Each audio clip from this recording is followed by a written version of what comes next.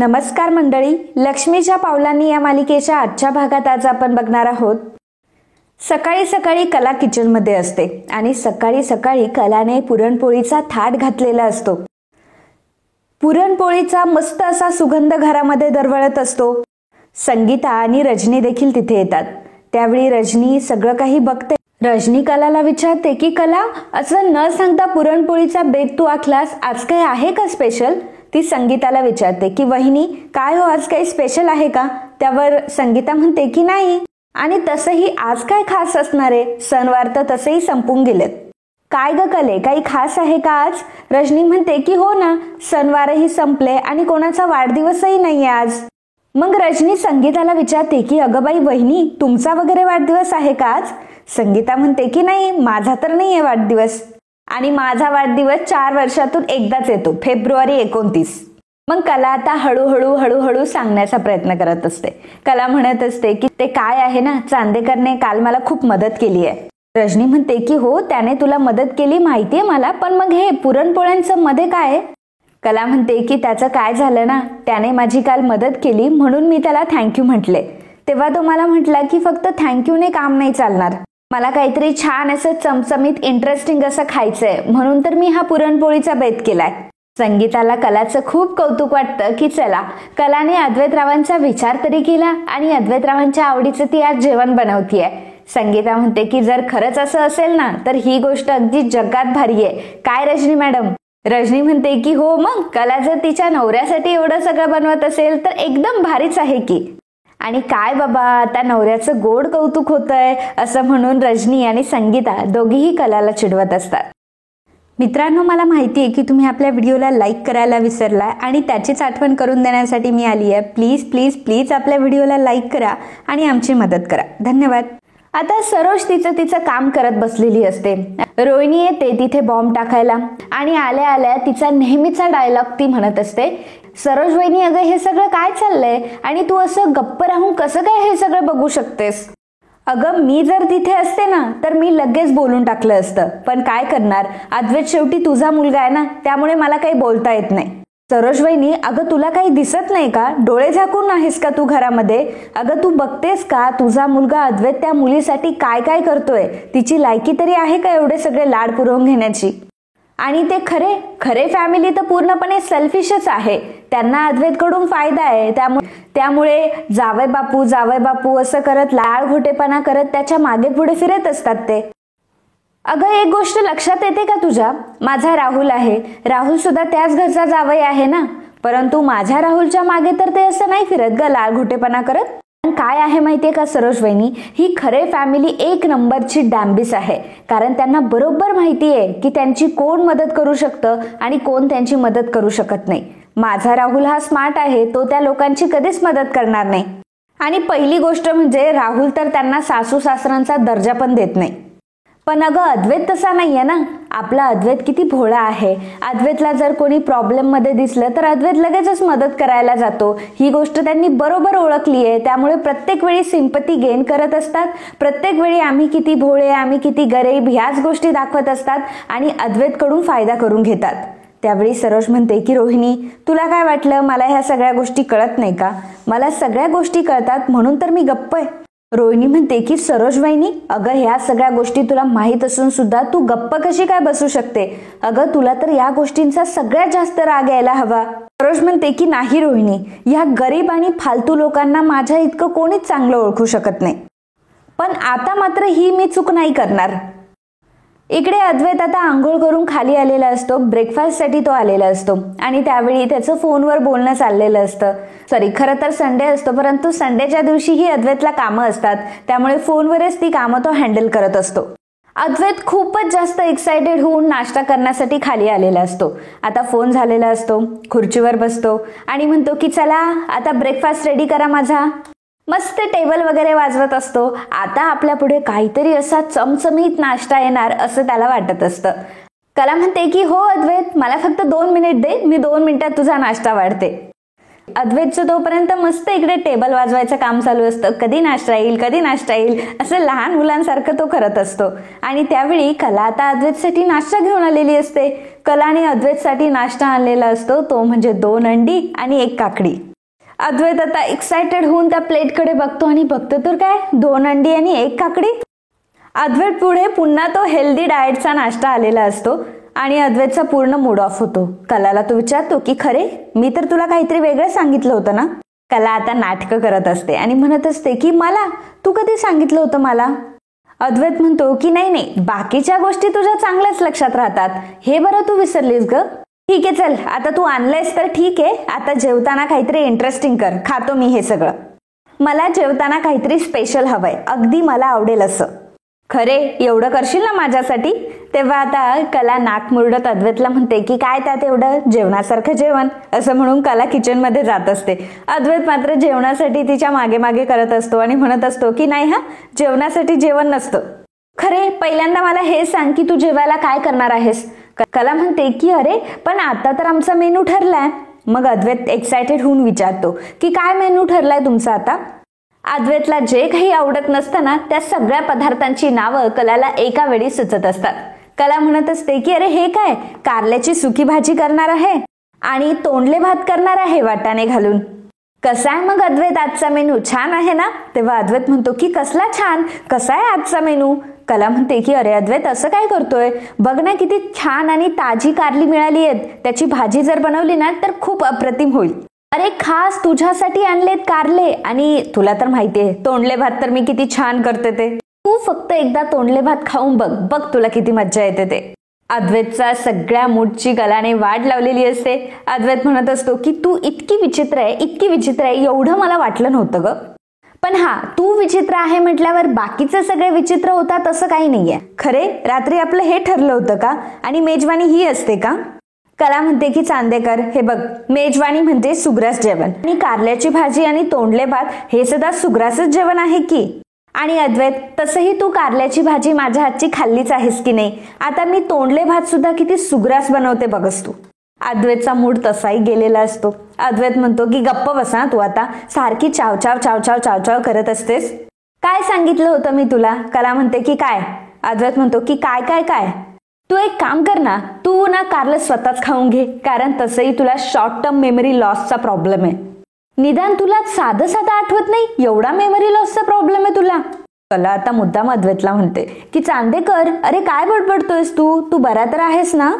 तू एक काम करतोस का, तू जरा बसतोस का. अरे मला तर काहीच आठवत नाहीये रे, पण प्लीज तू बस बरं, मी तुझ्यासाठी काहीतरी दुसरं घेऊन येते. पण तू काळजी करू नको ना, मी दुपारच्या जेवणामध्ये कारले आणि तोंडले भात करतीये ना. बरं जाऊ दे, तू एवढं रिॲक्ट करतोय तर तुला काय होतंय का. अद्वैतचे पेशन्स लेवल बघा. अद्वैत पुन्हा एकदा शांत होतो, कारण त्याला खायचं असतं चमचमीत. म्हणून अद्वैत कलाला म्हणतो की हे बघ आता शांतपणे ऐक, मी तुला रात्री काय म्हटलं होतं, मला काहीतरी इंटरेस्टिंग खायचंय बरोबर. कला म्हणते की अच्छा अद्वैत तुला इंटरेस्टिंग खायचंय. तर अद्वैतला असं वाटतं की चला आता तरी कुठे या खरेला कळलं की मला इंटरेस्टिंग खायचंय बाबा, आता तरी इंटरेस्टिंग काहीतरी बनवेल दुपारच्या जेवणामध्ये. परंतु कला महाहुशार. कला अद्वैतला म्हणते की अद्वैत तुला इंटरेस्टिंग खायचंय का, काळजी करू नको, मी एक काम करते, काकडीवर थोडीशी मिरपूड आणि अंड्यावर थोडासा चाट मसाला तुला घालून देते, मग झालं की चमचमीत आणि इंटरेस्टिंग. आता कला ही अद्वैत सोबत हे सगळं बोलत असताना संगीता आणि रजनी दोघीही हसत असतात. खरं तर संगीताला या गोष्टीचा राग येत असतो, कारण कला तिच्या जावई बापूंना छेडत असते, परंतु रजनी मात्र दोघांची मस्त मज्जा घेत असते. अद्वैत चिडूनच कलाला म्हणत असतो की खरे काय चाललंय ग तुझं, मी तुला सांगितलं होतं ना काहीतरी इंटरेस्टिंग बनव म्हणून, परत परत परत परत त्याच गोष्टी माझ्यासमोर घेऊन येऊ नकोस. मला काहीतरी इंटरेस्टिंग हवंय, मला काहीतरी इंटरेस्टिंग दे. इकडे सरोज ही रोहिणीला म्हणत असते की रोहिणी तुला माहितीये का माझ्या माहेरची परिस्थिती अचानक कशी खालवली ते. आपण जसे सोन्याचे व्यापारी होतो, आपण जसे ज्वेलर्स होतो, त्याचप्रमाणे माझ्या घरचे हे बिल्डर होते. माझ्या माहेरच्यांचा खूप जवळचा एक मित्र होता, गरीब होता बिचारा, आणि त्यावेळी म्हणूनच माझ्या वडिलांनी मैत्री खातर त्याला खूप मदतही केली. अगदी 2 वेळचं जेवण सुद्धा आम्हाला महाग झालं. जेव्हा जेव्हा तो आमच्या घरामध्ये यायचा तेव्हा मात्र सारखी गयावया करत बसायचा, माझ्याकडे हे नाहीये, माझ्याकडे ते नाहीये, मला हे हवंय ते हवंय, हेच त्याचं बोलणं असायचं. पण हळूहळू मात्र कुचखोरी करत त्यांनी हळूहळू माझ्या वडिलांची कंपनी सुद्धा त्याच्या नावावर केली, आणि याच गोष्टीमुळे माझे वडील हे कंगाल झाले. रोहिणी म्हणते की खरंच सरोज वहिनी, आय एम सो सॉरी, मला खरंच या गोष्टीबद्दल काहीच माहित नव्हतं ग. सरोज म्हणते की नाही, सॉरी म्हणायची तशी काही गरज नाही. खरं तर आजपर्यंत मी ही गोष्ट कोणाला बोललेच नव्हते आणि खरं तर या सगळ्या गोष्टी मला बोलायची गरजही नव्हती. आतापर्यंत या सगळ्या गोष्टी मी फक्त माझ्या मनामध्ये दाबून धरल्या होत्या. पण अजूनपर्यंत मी त्या माणसाला विसरू शकले नाहीये. त्या माणसाचा चेहरा मला हुबेहूब आठवतोय. ही गरीब माणसं जी असतात ना, ती एक नंबरची चालू असतात, नौटंकी असतात. खरं तर गरीब गरीब म्हणून सगळ्यांकडनं ते सहानुभूती मिळवतात खरी, परंतु एक नंबरचे नालायक असतात ते. आत्ता तुझ्या लक्षात आलं असेल की मी शांत का बसले ते. खरं तर दरवेळी फक्त बडबड करून उपयोग नसतो. खरं तर शांतपणे आणि प्रत्येक गोष्टीचा विचार करून जे प्लॅनिंग करायचं असतं ना, ते करायचं असतं. ही कला खरे जर आता माझ्या डोक्यावर बसायला लागली आणि तिची फॅमिली जर चांदेकरांना डोईजड व्हायला लागली ना, तर त्या लोकांना मात्र मी देशोधडीला लावल्याशिवाय गप्प बसणार नाहीये. आणि जर मी आता त्यांना देशोधडीला लावलं नाही ना, तर नावाची सरोज नाहीये मी. आता फक्त त्या कलाने एक चूक करू दे, एक चूक करू दे फक्त तिला. नाही तिला आणि तिच्या आईवडिलांना मी त्यांची लायकी दाखवली ना, तर माझं नाव सरोज नाही. खरं तर माझ्या वडिलांवर जी वेळ आली ना, ती वेळ मी चांदेकरांवर कधीही येऊ देणार नाही. आणि त्यामुळेच कुठल्याही गरीब माणसावर विश्वास ठेवण्याच्या आधी मी 100 वेळा विचार करेन. तर इकडे कला मात्र अद्वैत सोबत पूर्णपणे मस्ती करत असते. अद्वैतला ती म्हणते की अद्वैत, अरे तू मला कधी बोललास हे सगळं? मला तर काय आठवतच नाही बाबा. हे बघ अद्वैत, तसंही तू माझ्याशी किती गोष्टी बोलत असतोस बरं दिवसभरामध्ये. आता मला सांग की प्रत्येक गोष्ट मी लक्षात ठेवायची का? चांदेकर, मला आत्ता तुझी नाटकं कळलीये. मला माहितीये तुला आत्ता इंटरेस्टिंग खावंसं वाटलंय म्हणून तू हे सगळी नाटकं करतोयस ना, बरोबर ना? अद्वैत म्हणतो की अच्छा, चोराच्या उलट्या बोंबा, याला म्हणतात उपकाराची जाणीव नसणं. काल माझे तर किती उपकार मानत होतीस ग तू. अगं उपकार मानता मानता, सॉरी म्हणता म्हणता तुझ्या डोळ्यात पाणी येत होतं काल. आणि आज काय? आज तर तू सगळं विसरून गेलीस. कला अद्वैतला म्हणते की चांदेकर, माझा आवाज काही रडवेला वगैरे झाला नव्हता हा. आणि तुझ्या समोर तर माझा आवाज कधीही रडवेला होऊ शकत नाही आणि तुझ्यासाठी माझ्या डोळ्यातून कधी पाणी वगैरे येणार नाही. अद्वैत म्हणतो की मी बघितलं, तुझा चेहरा रडवेला झाला होता. आता कलाला संगीतापुढे आणि रजनीपुढे हे सांगायचं नसतं की मी अद्वैतसाठी कुठेतरी रडलीये, त्यामुळे ती कुठेतरी ही गोष्ट हाईड करत असते. अद्वैतला ती म्हणते की अद्वैत, काय आहे ना, माझा चेहरा रडवेला झाला नव्हता. ऍक्च्युली तुला माझा चेहरा रडवेला बघायचा होता ना, म्हणून तू असं म्हणतोयस. आणि अद्वैत, तू ना सगळं मनातल्या मनात बोलत असतोस. अरे तुला इंटरेस्टिंग काहीतरी खायचंय, ही गोष्ट सुद्धा तू मनात बोलला असशील आणि त्यामुळे ती माझ्यापर्यंत पोहोचलीच नाही. काय रे चांदेकर, एरवी तर तू तोंडावर खूप काही बोलत असतोस, आता काय मनातही बोलायला सुरू केलंय? आता तू मनात बोलतोयस तर हे मला कसं काय कळणार रे? अद्वैत म्हणतो की या सगळ्या गोष्टीला मराठीमध्ये एक म्हण आहे, माहितीये तुला? कला म्हणते की कुठली म्हण? अद्वैत म्हणतो की गरज सरो आणि वैद्य मरो अशी म्हण आहे आणि आता ही म्हण तुझ्यासाठी बरोबर लागू होते. कला म्हणते की वैद्य, अरे पण तू कुठे वैद्य आहेस? तू तर अद्वैत चांदेकर आहेस. अद्वैत म्हणतो की हो तेच ना, गरज सरो आणि चांदेकर मरो, तुला काय घेणं पडलंय? आणि आता तर मला पूर्णपणे खात्री पटली की खरे तू वेडी आहेस आणि तुला वेड लागलंय. आणि मी सुद्धा किती मूर्ख आहे, मी तुझ्याकडनं का इतक्या अपेक्षा ठेवल्या? मला वाटलं की खरंच खरे आता एवढं सॉरी म्हणते तर बनवेल माझ्यासाठी काहीतरी इंटरेस्टिंग, पण माझंच चुकलं, मी तुझ्याकडनं एक्सपेक्टेशन ठेवल्या. अगं तू माझ्यासाठी का म्हणून चांगलं काही करशील? चांगलं काही करायला चांगलं काही यायला तर पाहिजे. अगं हाताला तुझ्या साधी चव सुद्धा नाहीये. कॉफी करताना कधी त्यात पाणी जास्त असतं तर कधी कॉफी जास्त असते, कधी कधी कॉफी तर अगदी तू जास्त वेळ उकळतेस.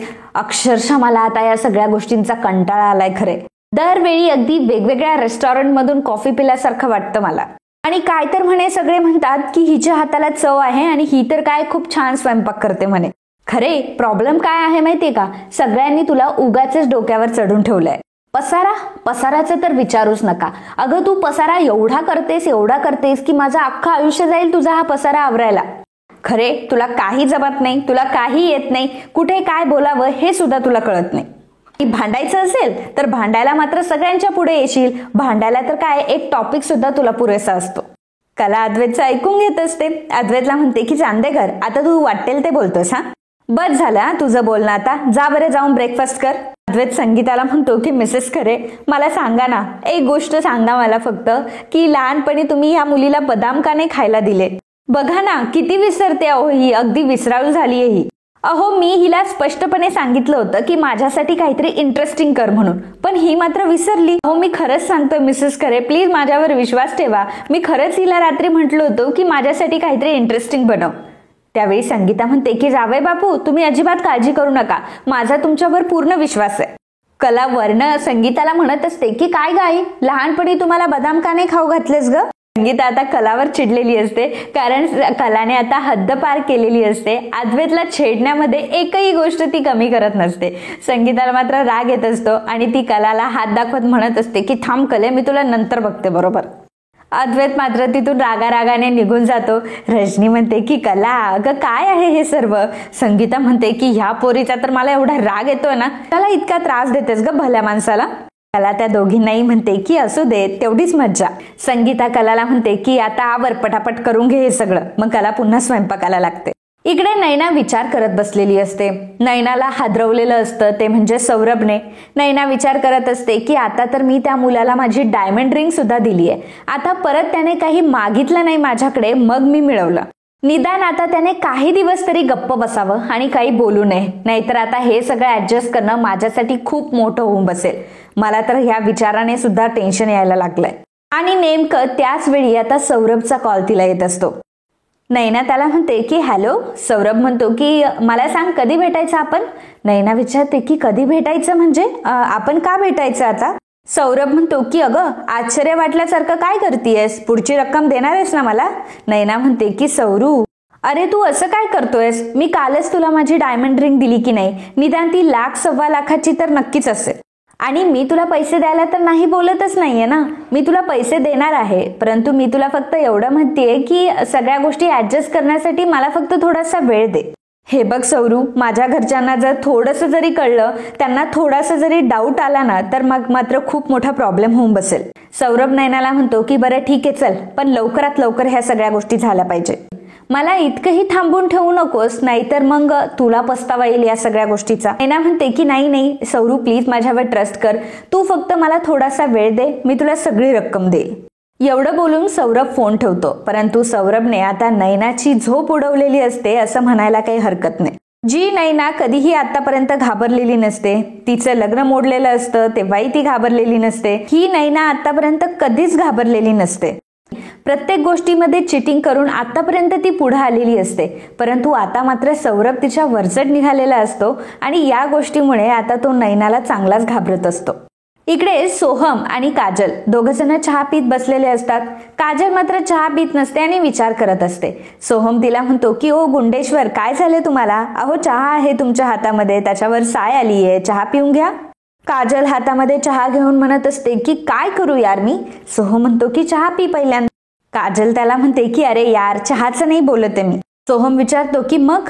तेव्हा काजल म्हणते की अरे आपलं डोकं ना एकदम आउट झालंय, म्हणजे या सिच्युएशन मध्ये नक्की काय करायचं ना याची मला टोटलच लागत नाहीये. त्यात म्हणजे आपले आई बाबा, आपल्या आईबाबांचं काय चाललंय हे त्यांनाच माहित नाहीये. सोहम म्हणतो की अगं तू सुद्धा तुझे निर्णय फास्टच घेतेस की, तू कुठे विचार करतेस. काजल म्हणते की हा मी कुठला निर्णय घेतलाय. सोहम म्हणतो की अगं हाच की तू कधी लग्न करणार नाहीयेस. मला सांग, आपण कोणाशी लग्न करतो हा निर्णय तरी आपण एवढ्या पटकन घेतो का. मग आपण कोणाशी लग्न करणार नाहीये हा निर्णय तरी कशाला पटकन घ्यायचा. काजल म्हणते की अच्छा ठीक आहे, मग मला तूच सांग की मी काय केलं पाहिजे ते. सोहम म्हणतो की एवढं काय त्यात, लग्न केलं पाहिजे तू. तर काजल म्हणते की काय, अरे मी एवढं टेन्शन मध्ये आहे आणि तू काय आपली भंकस करतोय.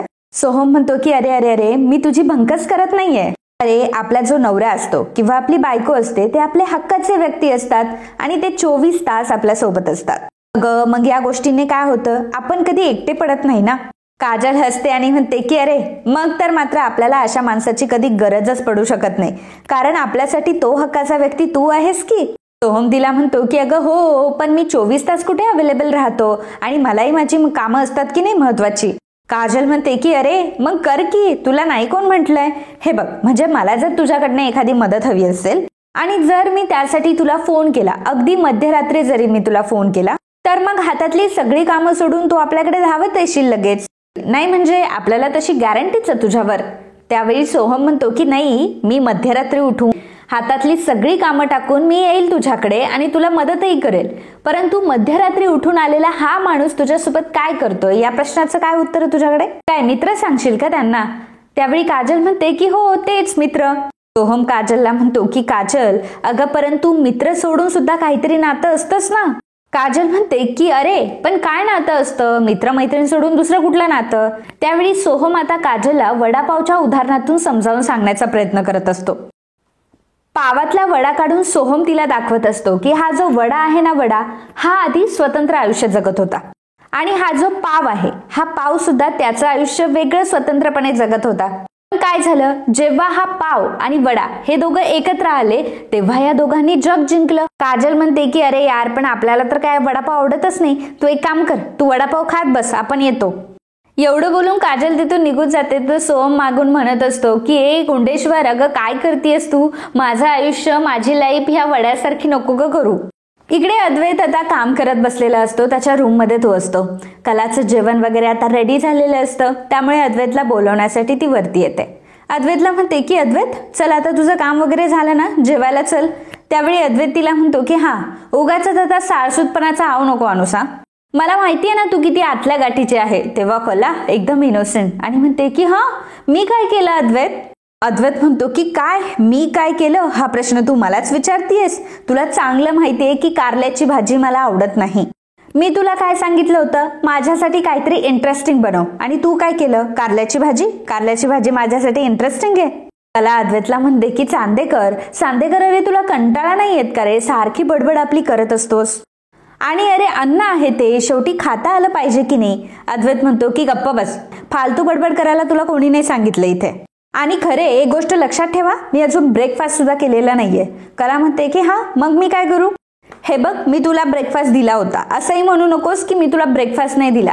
ब्रेकफास्ट तू खाल्ला नाही आणि आता मी जेवायला सुद्धा बोलवायला आलीये तुला, परंतु तू जेवायला येत नाहीये. आता तुझ्या आवडीनिवडी एवढ्या आहेत की त्या लक्षात ठेवणं सुद्धा कठीण आहे ना. बघ मग आता ठरव तुलाच काय करायचंय. कलाने बरोबर बॉम्ब टाकलेला असतो आणि तिथून हसत हसत निघून गेलेली असते. अद्वैत मागे म्हणत असतो की काय ही समजते काय स्वतःला, आणि ही काय म्हटली मला की खाण्यामध्ये माझे भरपूर ऑप्शन्स असतात म्हणून. हिला काय वाटलं माझ्या आवडतीची भाजी नसेल तर मी काही खाऊ शकत नाही. असं कसं, खाली आबा असतील, मिसेस खरे असतील, नाही हिने माझ्या नावडीची भाजी केली आहे ना, मी आता ती भाजी खाऊन दाखवणार. आता तर मी दाखवतोच, न आवडती कारल्याची भाजी सुद्धा मी खाऊन दाखवतो, आणि आता कळू दे सगळ्यांना की मी ह्या कला खरेला किती सहन करतो ते. अद्वैत लगेच आता चिडचिड करत खाली जातो. तर जेवणाची तयारी आता सुरू असते. अद्वैत आता डायनिंग टेबलवर बसलेला असतो. चेहरा मात्र पडलेलाच असतो, कारण काहीच त्याच्या मनासारखं झालेलं नसतं. त्याला वाटत असतं की मला एवढं खायचं होतं इंटरेस्टिंग, पण ह्या खरेने माझा सगळा मूड ऑफ केलाय, त्यामुळे असंच तोंड पाडून तो बसलेला असतो. त्यावेळी आबा अद्वैतला विचारतात की अद्वैत अरे असं तोंड पाडून का बसलायस तू, काय झालंय तुला नक्की. त्यावेळी अद्वैत म्हणतो की आबा मी तिला काय सांगितलं होतं. आबा म्हणतात की अरे ती म्हणजे कोण. अद्वैत म्हणतो की आबा असं काय करताय, ती म्हणजे तुमची लाडकी सून. आबा म्हणतात की अरे असं काय म्हणतोय, माझी लाडकी सून आणि तुझी कोण. अद्वैत म्हणतो की आबा तुम्ही माझी मस्करी करताय का. अहो खरेबद्दल बोलतोय मी. आबा विचारतात की बरं काय केलं तिने. अद्वैत म्हणतो की काय केलं म्हणजे, अहो मी तिला सांगितलं होतं की काहीतरी स्पेशल आणि इंटरेस्टिंग बनव माझ्यासाठी, पण तिने काय केलं असेल. आबा म्हणतात की काय केलं तिने. अद्वैत म्हणतो की आबा अहो इमॅजिन तरी करा ना की काय केलं असेल तिने. आबा म्हणतात की अरे बाबा मला नाही कळत आहे, सांग काय केलं तिने. अद्वैत म्हणतो की कारल्याची भाजी केली तिने माझ्यासाठी. अरे आबा हसतच म्हणतात की असं. अद्वैत म्हणतो की आबा असं म्हणजे कसं, तुम्ही हसत हे सगळं मला बोलताय. आबा अहो मी एवढ्या तळमळीने तुम्हाला सांगण्याचा प्रयत्न करतोय, माझा पॉइंट तुम्हाला कळत नाहीये का. अहो मी हिला सांगितलं होतं की काहीतरी इंटरेस्टिंग बनव, आणि आता इंटरेस्टिंग आणि कारल्याची भाजी या गोष्टींचा दूर दूरवर काही संबंध आहे का आबा. आबा म्हणतात की अरे पण तू हा विचार का करतोयस, तिने जे काही केलं असेल ते कारलं इंटरेस्टिंग असेल असा विचार कर ना. संगीता, रजनी आणि कला मात्र हसत असतात. तिघीही मिळून आता डायनिंग टेबलवर जेवणाच्या सगळ्या गोष्टी घेऊन आलेल्या असतात. अद्वैत आबांना म्हणत असतो की आबा खरं सांगू का, कारल्याची भाजी हे नाव ऐकलं आणि माझी आता सगळ्याच गोष्टींची इच्छा संपली आहे. आबा अद्वैतला म्हणतात की अद्वैत जाऊ देत आता, जे काही तुझ्या पानामध्ये पडेल ते खा आता गुपचूप. अद्वैत स्वतःला सुपिरियर दाखवण्यासाठी आबांना म्हणत असतो की काय मग आबा आता करावंच लागणार आहे, पोटासाठी म्हटल्यावर करावं लागतं. पोटाला खुश ठेवायचं असेल तर 2 घास खाऊनच घ्यावे लागतात. पण ते जेवण काही असलं तरी चालेल, जाऊ द्या वाढा आता, असं अद्वैत म्हणत असतो आणि खूपच इनोसंट असल्याचा आवाज आणत असतो. अद्वैत डोक्याला हात लावून तसाच बसलेला असतो. कला आता अद्वैतला जेवण वाढत असते. अद्वैतचं अजूनही ताटाकडे लक्ष गेलेलं नसतं की त्याच्या ताटामध्ये काहीतरी चमचमीत जेवण वाढलं जाणार आहे. कलाने छान असं ताट अद्वैत समोर पुढे केलेलं असतं. चिडचिड करतच म्हणतो की कालचीच भाजी वाढतीयस ना, आता एवढा टाइम का लागतोय भाजी वाढायला. असं म्हणताच अद्वैतचं लक्ष त्याच्या ताटाकडे जातं आणि भरलेलं इंटरेस्टिंग गोष्टींचं ताट बघून अद्वैत आता भारावून गेलेला असतो. अद्वैत कलाकडे बघू लागतो तर कला मात्र हसत असते. अद्वैत कलाला विचारतो की काय खरे, हे सगळं खरंच तू केलंयस आणि भजी सुद्धा केलीयस तू माझ्यासाठी. त्यावर आबा म्हणतात की अरे तेच तर म्हणतोय अद्वैत, आधी खाऊन तर बघ गोष्टी इंटरेस्टिंग झाल्यात की नाही. तर अद्वैत लगेच पुरणपोळीचा एक घास खातो आणि वाह क्या बात हे असं त्याच्या तोंडून निघतं. अद्वैत आबांना सांगत असतो की आबा तुम्हाला खरं सांगू, हॉस्पिटलमध्ये आल्यापासून मी पथ्यपाणी पाळत होतो आणि त्यानंतर माझं ते डाएट फूड खाऊन मला अतिशय कंटाळा आला होता. तर ह्या अशा भोजनाची मी केव्हापासून वाट बघत होतो माहितीये. अद्वैत मात्र जेवणाचा मस्त असा आनंद घेत असतो आणि अद्वैतला एवढं छान जेवताना बघून कलाचं मात्र समाधान झालेलं असतं. तरी सुद्धा ती अद्वैतला म्हणते की अद्वैत इंटरेस्टिंग मला कळतं बरं का. अद्वैत म्हणतो की जर तुला इंटरेस्टिंगचा अर्थ कळत होता तर मग तू भांडत का होती माझ्यासोबत. कला म्हणते की अच्छा म्हणजे या गोष्टीचं उत्तर हवंय का तुला. अद्वैत म्हणतो की ऑब्विसली मला उत्तर हवंय. कला म्हणते की अच्छा उत्तर हवंय ना, दे चल ते ताट आणि इकडं बरं. अद्वैत म्हणतो की गप्प बस, ताट वगैरे तुला काही देणार नाहीये. कला म्हणते की हे बघ, एक वेळी तुला उत्तर द्यावं लागेल, नाही तर पुरणपोळी काय करणार आहेस तू. अद्वैत म्हणतो की शांत बस, मला माझं खाऊ देत. कला अद्वैतला विचारते की अद्वैत बाय द वे कशी झालीये पुरणपोळी. अद्वैत म्हणतो की उत्तम. मग कला म्हणते की अच्छा पण अद्वैत अरे मला तर पाककला काही येतच नाही रे, कशी काय उत्तम झाली बुवा. तेव्हा अद्वैत म्हणतो की मला काय माहिती, तू केलीये ना. आणि तसंही मी काही पुरणपोळी एक्सपेक्ट केलीच नव्हती, मला वाटलं इंटरेस्टिंग वगैरे दुसरं काहीतरी करशील, पण ठीक आहे आता केलीच आहे तर इट्स ओके. बाबा अद्वैतला म्हणतात की सुनबाईने तुझ्यासाठी एवढं चमचमीत जेवण बनवलंय ना, खा बरं, आता उगाचच भांडणं नको करूस. आबा रजनीला म्हणतात की रजनी बरं बाकी सर्वांना सुद्धा बोलावून घे आणि श्रीकांत सुद्धा खूप दिवसातून घरी आलाय, त्यालाही जेवायला आण. रजनी म्हणते की हो आलेच. तर अद्वैत आता मस्त जेवणावर ताव मारत असतो. अद्वैतला एवढं छान जेवताना बघून संगीतालाही खूप बरं वाटलेलं असतं आणि कलाही अद्वैतकडे बघत असते. मित्रांनो आजचा हा भाग इथेच संपतो. पुढील भागात आपल्याला बघायला मिळणार आहे सरोज अद्वैतला म्हणत असते की अद्वैत तुझ्या पंजोबांनी जेव्हा चांदेकरांचा हा बिझनेस सुरू केला होता ना, तेव्हा पहिल्यांदा हा हार बनवला होता. आता या हाराच्या डिझाईन्स मध्ये आपल्याला थोडे चेंजेस करायचे. आता हाराच्या डिझायनिंगचं काम असतं म्हणजे ते कलाचं काम असतं. मग अद्वैत तिथेच कलाला सांगत असतो, कलाला म्हणत असतो की बघितलं ना आई काय म्हटली आता की हाराच्या डिझाईनवर काम करायचंय सॉरी, आणि हा हार आपल्यासाठी खूप महत्वाचा आहे. सध्या ह्याची मार्केट प्राइस 20-22 लाखापर्यंत असेल. त्यावेळी नैना विचार करू लागते की ह्या हारामुळे तर माझे सगळेच प्रॉब्लेम सॉल्व्ह होतील, म्हणजे ह्या हारामुळे मला माझेही काही पैसे ठेवता येतील आणि सौरभचे मला 10 लाख रुपये देणं सहज शक्य आहे. कमॉन नैना, आता हा हार तुझ्याकडे असायलाच हवा. आता नैनाचा डोळा असतो त्या हारावर आणि नैना आता तो हार चोरणार असते. आता नैना तो हार कशा पद्धतीने चोरते आणि मेन म्हणजे अद्वैतने तो हार कलाच्या हाती सोपवलाय, त्यामुळे आता सगळा ब्लेम ह्या गोष्टीचा कलावर जातो की काय हे बघणं खूप रंजक ठरणार आहे. तर मित्रांनो आजच्या या भागाबद्दल तुम्हाला काय वाटलं याबद्दलचं तुमचं मत आम्हाला नक्कीच कळवा. And if you like my video please do subscribe, share and comment. Thank you.